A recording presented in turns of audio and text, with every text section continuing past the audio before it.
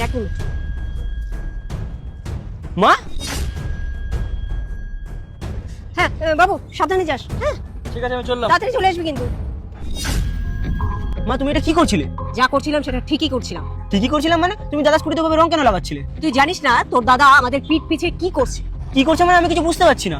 আরে আমাদের ওই কাজের মেয়েটা, আরে কুসুম, ওই কুসুমের সঙ্গে তোর দাদা প্রেম করছে। কি? দাদা কুসুমের সাথে প্রেম করছে? হ্যাঁ। না এটা হতেই পারে না। হতে পারে না নয়। আরে কুসুম, হ্যাঁ এত দেরি করলি কেন? আরে এগুলো কিনতে লেট হয়ে গেছে গো, বাজারে অনেক ভিড় আজকে, সেই কারণে একটু দেরি হয়ে গেল। ও আচ্ছা আচ্ছা, চল চল চল, রোদের মধ্যে কেন, চল চল চল। আচ্ছা কুসুম একটু দাঁড়া। এই বাবু শোন, দেখতে পেলি তো? শোন, তুই তোর দাদাকে ফোন কর, ফোন করে বল আমি সিঁড়ি থেকে পড়ে গেছি, ও আসুক। হ্যালো দাদা। হ্যাঁ আরে শোন না, মা সিঁড়ি থেকে পড়ে গেছে। কি হলো হঠাৎ করে ডাকলি যে? মা তো ঠিক আছে, তুই যে বলি সিঁড়ি থেকে পড়ে গেছে, ইয়ার করছে নাকি? এই সময় তো আমি অফিসে থাকি, কাজকর্মের সময় ডিস্টার্ব করবি না বলে দিলাম। এক মিনিট, ওকে আমিই বলেছিলাম তোকে ফোন করবার কথা। কিন্তু মা তুমি তো ঠিক আছো, তাহলে ওকে মিথ্যা কথা বলে আমাকে কেন ডাকলে? তোমরা মিলে কি আমার সাথে ইয়ার কি করছো নাকি?